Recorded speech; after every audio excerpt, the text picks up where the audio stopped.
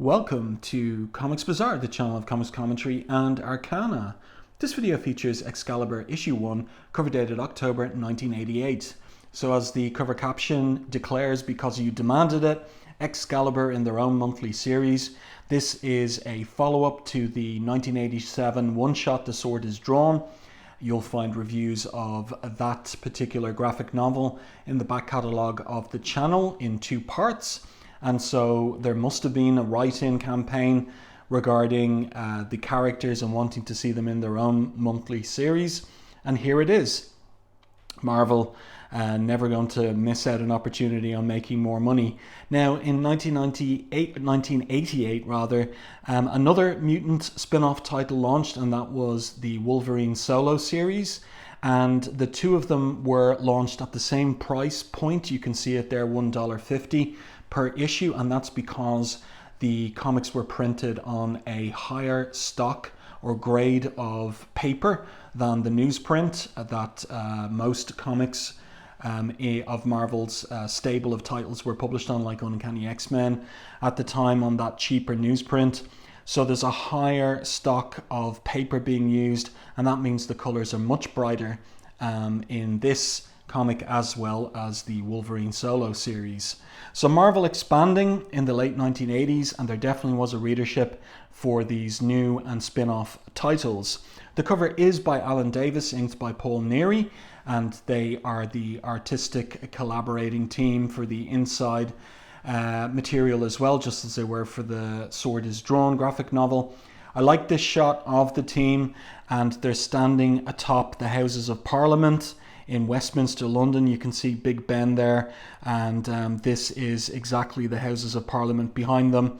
And beneath them there are four Warwolves. So these are creatures that featured in the graphic novel from the year previous. They're from the Mojoverse, and they're endeavoring to bring Rachel Summers, aka Phoenix, back to Mojo World, because Mojo had made her a star and he wants her back for the ratings. And here, of course, we have Captain Britain and Megan, his girlfriend, and Kitty Pryde and Nightcrawler from the X-Men prior to the events of the Fall of the Mutants. And they are of the belief in this era that the X-Men are dead, even though readers know that they're actually alive and they're operating from the Outback base that they took over from the Reavers. So a pretty cool cover. I like the design that Alan Davis is doing for Rachel when she is using the Phoenix Force. The effect there of her face, as well as the way that she is, she has the wings of the Phoenix Force emanating there from her arms. That's rather different from her mother. Of course, Rachel is from an alternative timeline, but her mother was Jean Grey in that timeline, and was the Jean Grey who possessed the Phoenix Force. So let's turn this cover over and get into the story itself. There is the first page. The comic opens in Scotland, Loch Damon in the Highlands of Scotland, a haunted place on a haunted night. And we see there above this door to this warehouse, Gateway Technologies. We open the door to tomorrow, and there is some simian-like figure there that is raging in front, or at least has its hand raised as if it's about to eat something in its left hand, and there's a fire that is blazing in front of it. So what on earth is going on there? Well, we won't discover until the next issue. So here's our creative team down here, or rather, here's the title of the story, Warwolves of London, and the creative team down here on the busted open fence gate, or the gate of a fence here. Chris Claremont writer, Alan Davis penciler, Paul Neary inker. And then the regular letterer and colorist from Uncanny X-Men, Tom Orzechowski and Glynis Oliver, respectively. And something else I want to note is, how did Claremont collaborate with Alan Davis on Excalibur? Well, they'd already collaborated on a couple of issues of Uncanny X-Men, and Chris Claremont wanted Alan Davis to be the new regular penciler on the title after John Romita Jr.'s departure, but Alan Davis demurred. He wasn't ready for the big time or that particular title, At the time, he turned it down as an offer, but he's come back a year or so later with the prospect of collaborating with Claremont on a monthly basis on Excalibur, which is interesting. And the way that Claremont worked with Alan Davis was to give him a plot treatment. So they worked Marvel method, but Claremont's plots were pretty dense, full of detail, and we'll see how that pans out in respect of some of the pages in this premiere issue of the new title. So let's turn the page. There's 22 pages of story and art in this issue.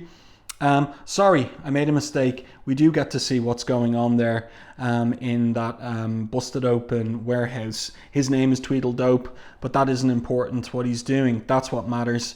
So here he is with a tin of beans that he's opened, and he puts it in to this container, but the container turns out to be a robot head.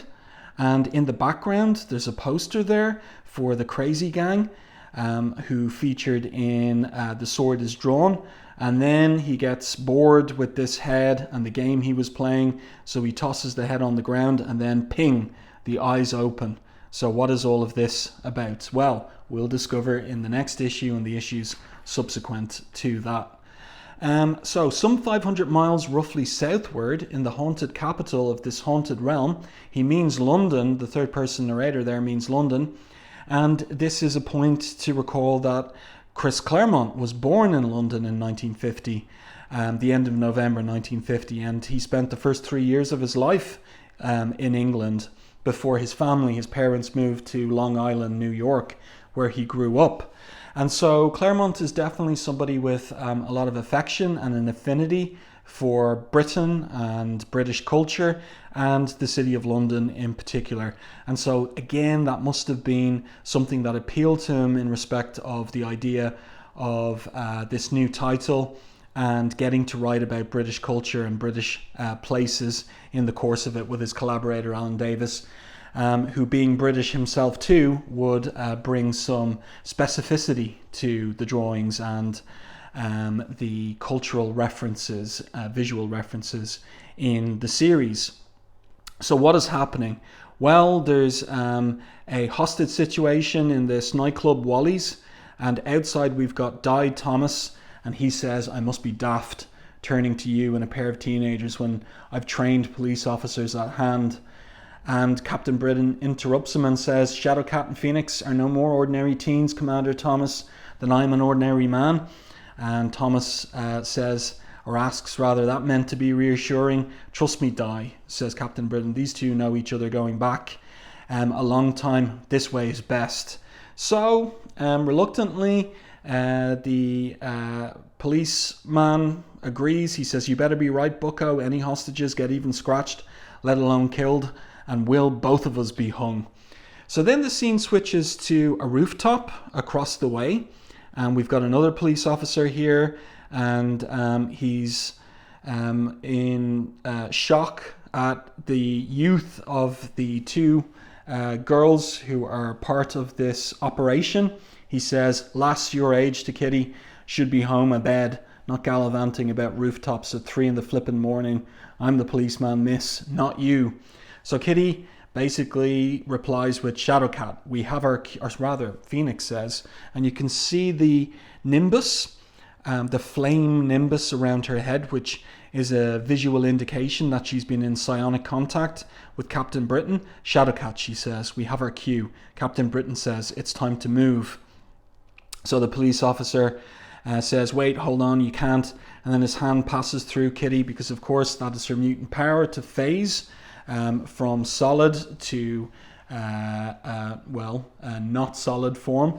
And she says, "See, Sarge, no need to worry," as she and Phoenix phase through the rooftop, leaving the police officer stunned.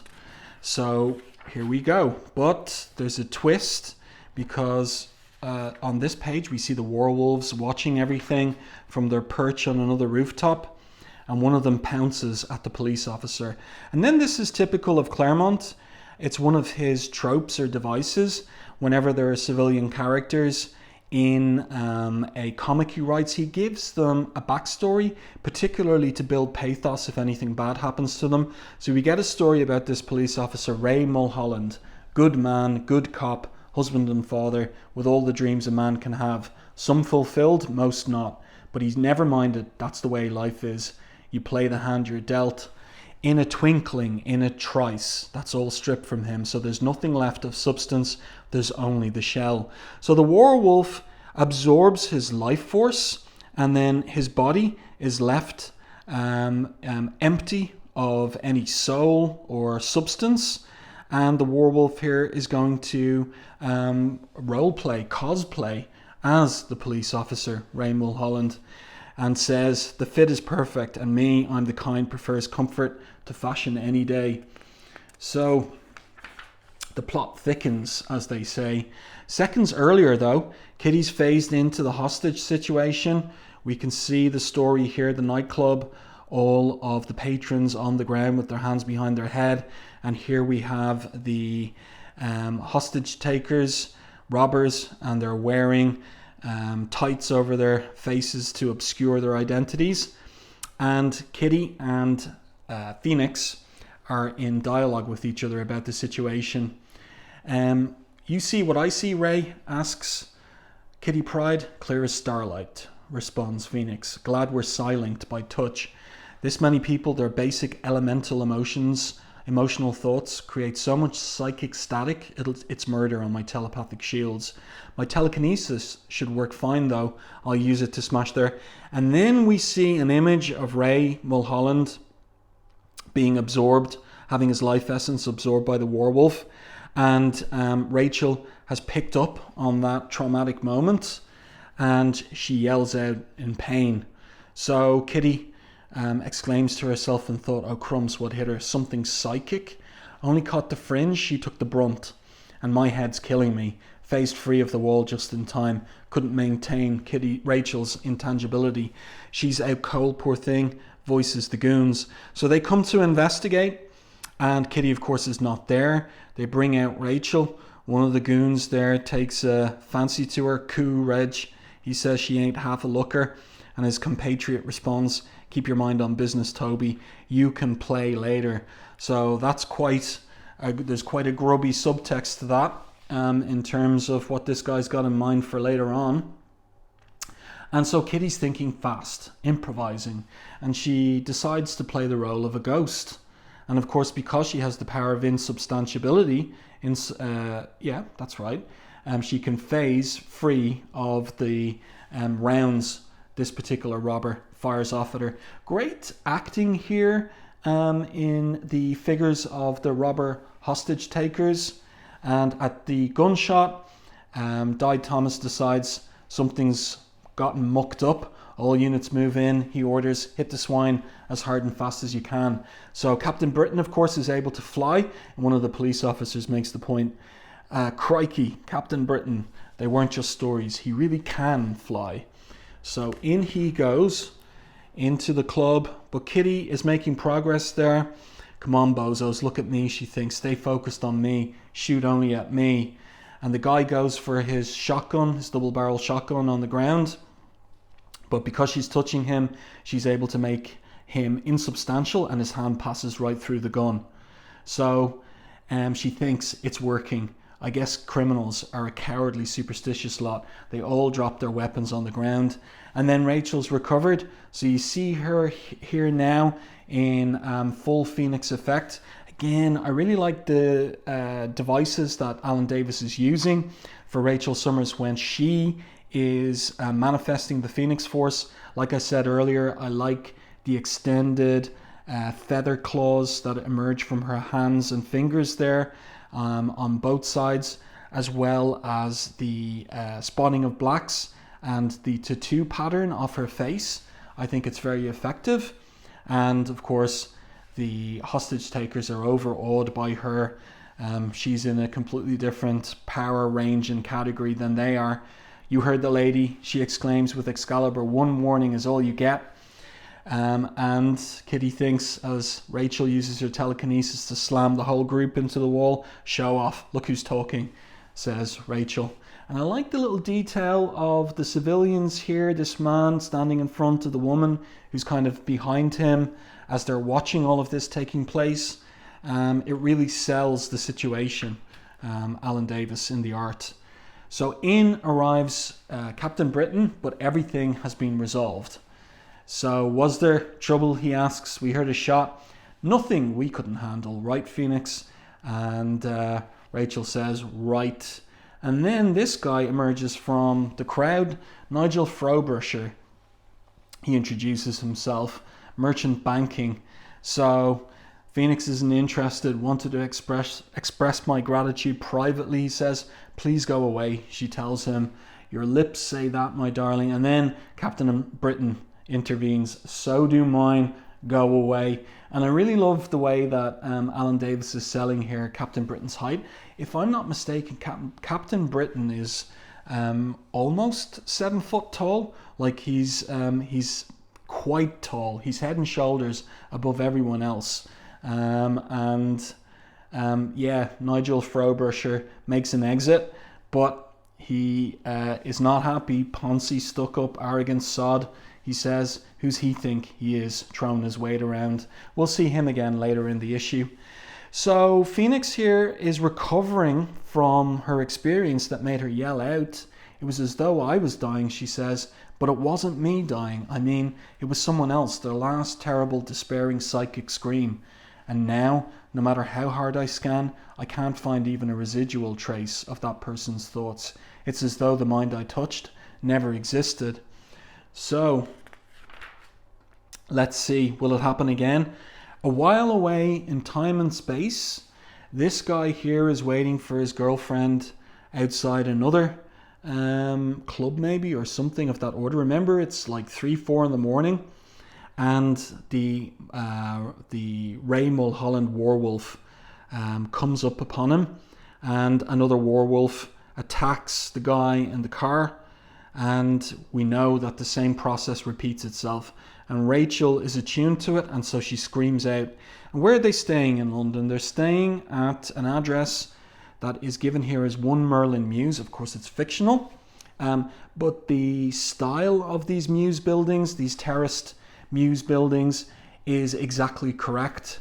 So Alan Davis, really selling readers on the authentic visuals of London and the architectural styles of the city and its various locales.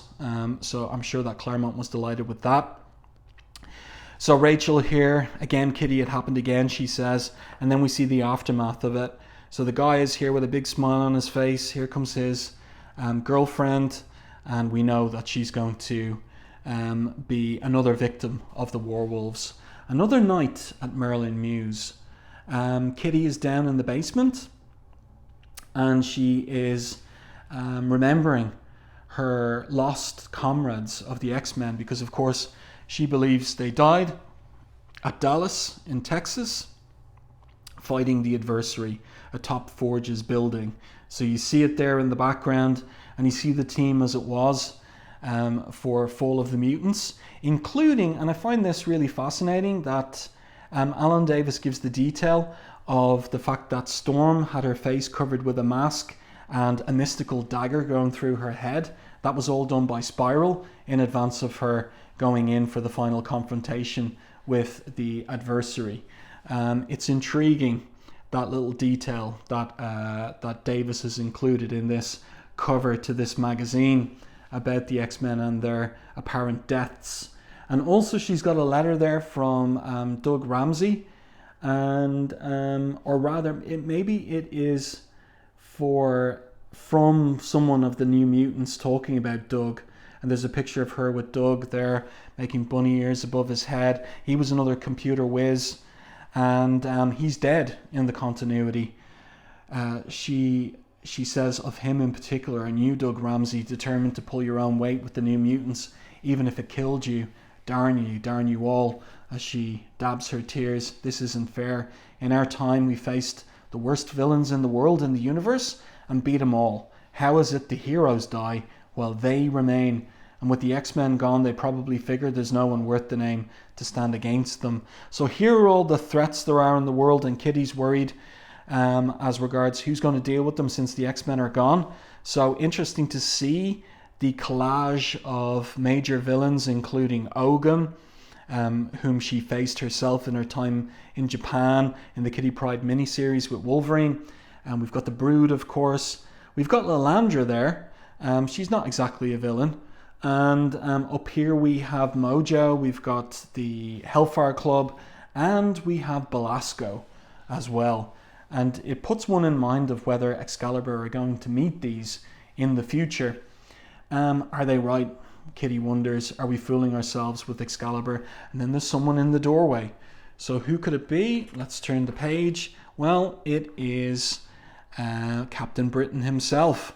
And he is in his civilian gear. And of course, he has a particular style. He's wearing a double-breasted jacket there and bringing Kitty some tea. And what else is he bringing on that plate? It looks like biscuits, I would say. And she was startled. My apologies. He apologizes to her. How are you feeling?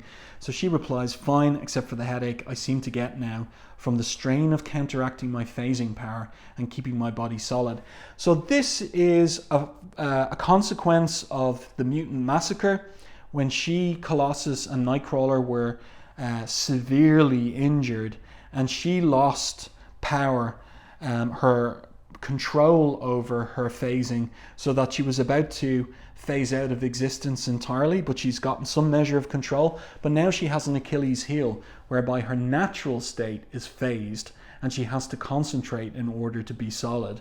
Whereas of course in the past her natural state was solid and it was a matter of concentration, tapping into her mutant power in order to phase. So Claremont has flipped things and provided more of a challenge for Kitty by virtue of that flip. So Brian is asking her about what she doing, or well, it's not really that he's asking about it. He's kind of saying, Rachel says you were something of an electronics whiz, and Kitty's humble. She says, I wish. Inspired tinkerer is more like it. And he replies, so was I when I was in school, thinking of those days now. It seems like ancient history. So Brian is much older. Brian Braddock is much older than Kitty Pryde. And, you know, Kitty is missing her own family, the likes of Storm in particular from the X-Men, Doug Ramsey from the New Mutants. And she's in with a new group now entirely. And so Claremont is playing around with how that plays out in terms of the bonds and friendships and relationships that build and take time to build with this new grouping, this new supergroup. So Kitty there says, same with me, remembering life before I joined the X-Men. You still miss them, says Brian, always will. I have business in town, he says, and Rachel's seeing a play. Why don't you join us? So he's reaching out to her, but she doesn't take him up on the offer. She says she wants to start what she finished in terms of what she's working on down there, but she doesn't share with him what she's working on, and he doesn't ask specifically. Maybe Captain Britain, she thinks, I can do something about what's going on with Rachel and the seizures she's been having. So then the scene switches to the west coast of England, and we pick up with Megan and Nightcrawler. So she's flying him to the lighthouse that she and Brian share as their primary residence. I suppose you put it that way. Outside of Braddock Manor. And the conversation between them is, it's about a comical event in The Sword is Drawn when Brian was in his cups and in despair, drinking too much, and Nightcrawler confronted him about his drinking in order to get him up and moving. And so Megan is asking about it. Nightcrawler, did you really pitch my darling Brian off our lighthouse into the sea? Nightcrawler responds, it seemed the thing to do at the time. Oh, I'd give anything to have seen that. Although if I had been there, I suppose I'd have had to stop you. So Nightcrawler says, you never know, Megan, you might have helped. So she giggles, what a thought. But it's interesting because there's like tension between Megan and Brian, and she was unhappy at his drinking. So this is subtle characterization in the dialogue between these two. And also, of course, what's intriguing here is that Nightcrawler has an appearance that is, at least in terms of its physical features, like reminiscent or looking like a devil or a demon. And Megan, when she loses her confidence and her fairy charm, kind of not devolves, but changes into her actual form, which is not this kind of curvaceous, vivacious blonde. She's an altogether more frail and unprepossessing looking fairy being creature. So an interesting choice of Claremont's to put these two together for this little visit to the lighthouse. So also intriguing too, again, more subtle stuff from Claremont. She takes him up this is where they enter. They enter into the living quarters of Megan and Brian. And so Nightcrawler sees a bed, and it's not for you. So Nightcrawler sighs, and she says, "Pardon the clutter. I had to clear out the lower levels to make room for you and Kitty and Rachel."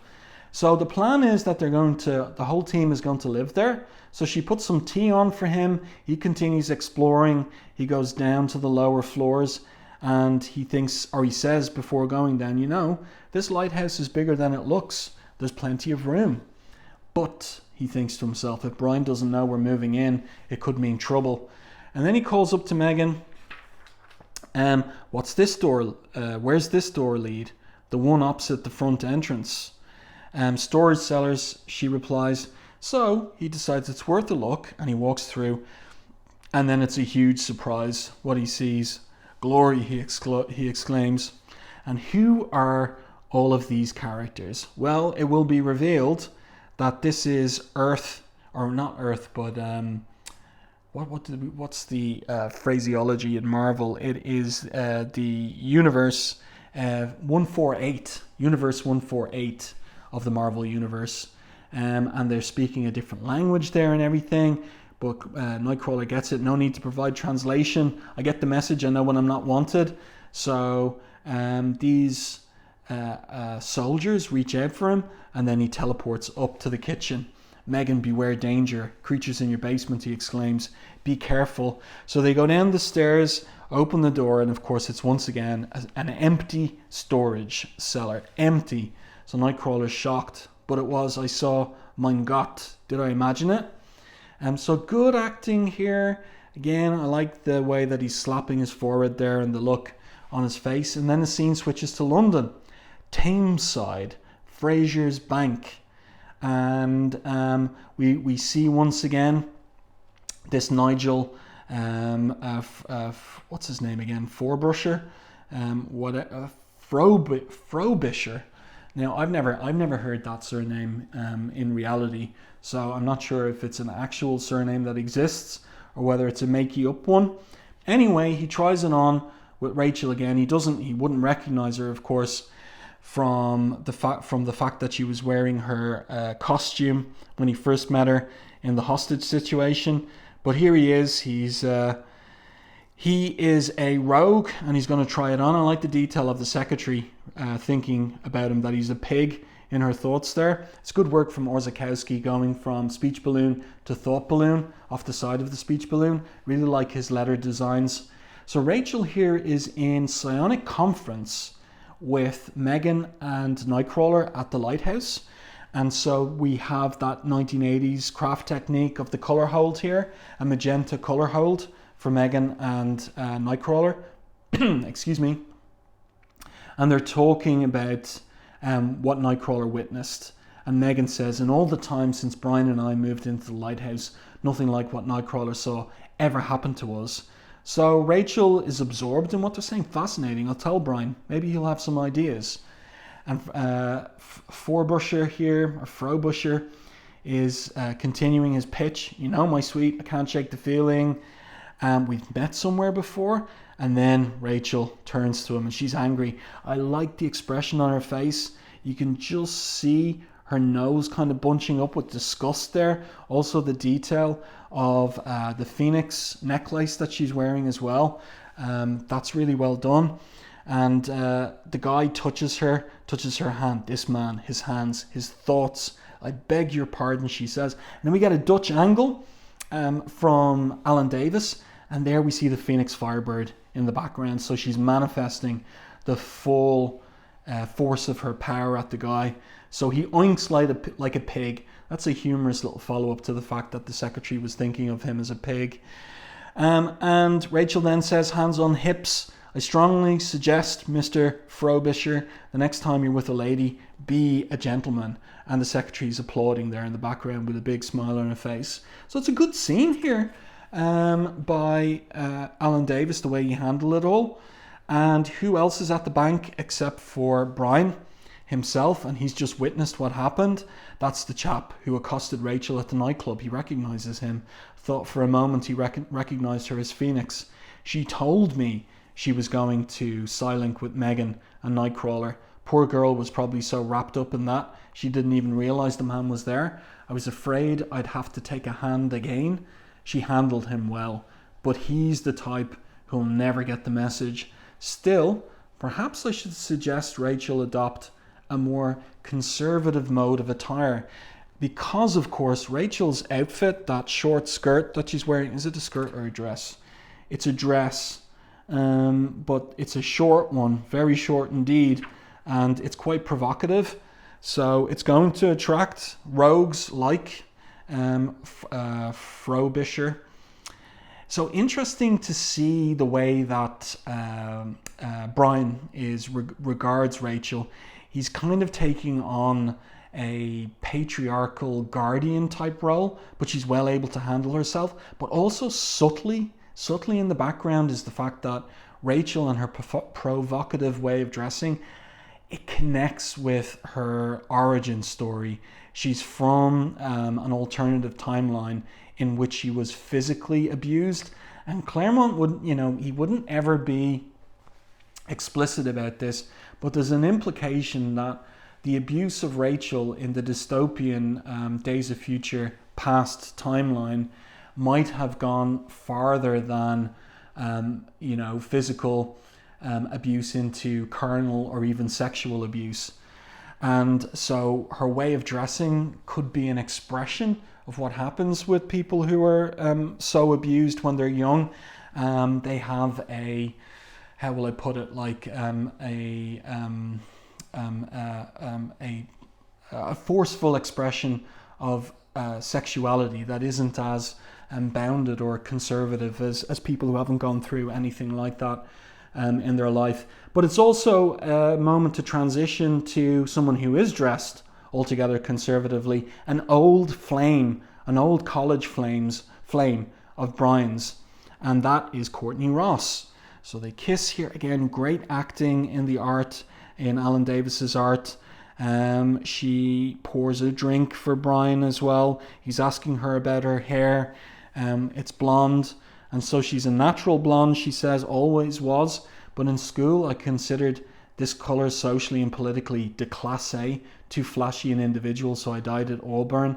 And Brian sits down with the drink and says, I'm glad you changed it back. It's quite spectacular. And she replies, I'm sure, my dear, you haven't come calling after all this time simply to indulge in fond reminiscences. No, I've need of your bank, he says. That's what we're here for. Tell me all. But Claremont is ceding that there is still a lingering romantic interest there, that there's chemistry there, and that could spell trouble for Megan. And then, back in One Merlin Muse, dusk gives way to night, and Kitty has finished her tinkering, and she's created a device, a module. And what does it do? Well, part of her scheme is she's going to dress up like Phoenix in Phoenix's hound costume. And she thinks to herself, oh gosh, oh golly, my dance skins aren't this tight. Heck, my real skin isn't this tight. If anyone I know sees me, I'll positively die. And these heels, how come Rachel doesn't bust an ankle every time she takes a step? So this is great characterization from Claremont. Like I was saying, Rachel has a sexuality and an expressive sexuality that is very different from someone like Kitty. And so Kitty's uncomfortable here. She's, like her modesty is challenged by this skin-tight costume she's wearing. But she thinks to herself, nonetheless, the heck with it. If she can manage, so can I. My doppelganger module. So this is the scheme she's come up with. Replicates Phoenix's unique energy pattern, but much stronger, so that anyone scanning for her will home in on me. I hennaed my hair to make it more red and used makeup to fake her facial tattoos. Hopefully the disguise will fool the Warwolves. And if I'm lucky, draw them out of hiding. So now we know what she's up to. And just as she exits Merlin Mews, Megan and Nightcrawler arrive from the lighthouse. And Megan says, we made the flight in record time. And then, because they were flying through the night air, Nightcrawler wants a hot bath. He's there, again, great lettering by Tom Orzechowski. Much, much better, he says. And then he thinks, I love English bathtubs. They're the only ones I know where I can stretch out full length. A century or two of this and I might actually start to feel human again. And then who comes in? Unself-consciously, except for Megan. And she says, I fixed you a mug of steaming hot cocoa. And Nightcrawler's shocked and he disappears into the suds of his bath. What's the matter? She asks him innocently. Megan, dear girl, he says, a gentleman prefers some privacy in his bath. Oh, how strange, she replies. On Dynasty, Joan Collins never seems to mind being interrupted in her bubble bath. So that's another feature of Megan's characterization. She is a telly addict, and we'll see a little bit of that a little farther on in this issue. But Nightcrawler there disappears into the suds and water of the bath. Unlike you, he thinks she doesn't have a very big, very powerful, very hot-tempered boyfriend. So that's a nice little kind of comic scene from Claremont, but also again setting up the possibility of romantic triangles and tensions with this new group. Meanwhile, Kitty's out in the streets at night in a rough part of town and trying to lure the Warwolves out. And she's oblivious to everything else that's going on around her. Back in Merlin Mews, there we have it. We have Megan. She is absolutely glued to the tube.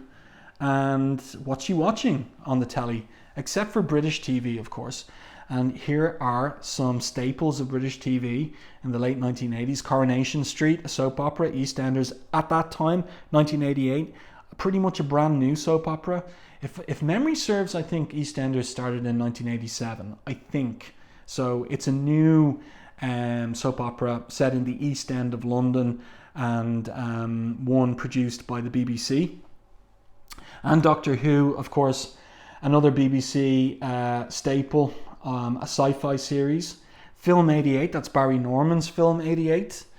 So kind of a review of the top films of the year, his rankings of them. Wild Ways and Star Trek. So of course Star Trek reruns of American TV, and that would be typical of the fare you'd get on British TV at the end of the 1980s. She's got lots of popcorn, she's glued to it. Nightcrawler's not interested in the TV. He thinks to himself, she loves television, poor girl. To Megan, it's like a window onto another fantastic reality, and who knows, she may be right. And then he realizes he's in Brian's workshop. Someone's been busy. It's Kitty. By the handwriting, she isn't at home. Where could she? Cerebro, doppelganger module, 2 signals. Lieber Gott, he exclaims. Has the child lost her senses? What's she done?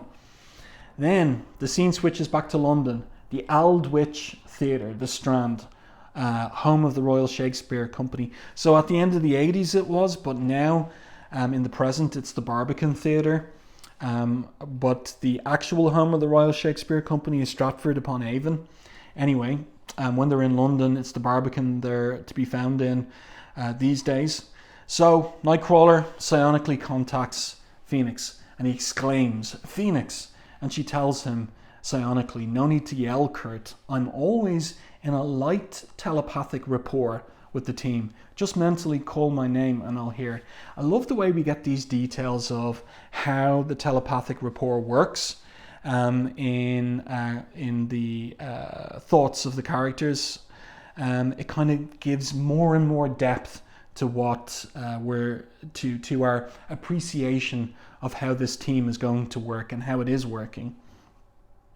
So Nightcrawler alerts her. I'll explain as I go. Kitty's in East London, the old dockside warehouse district. Get to her as quick as you can. And alert Captain Britain as well. Megan and I are already on our way.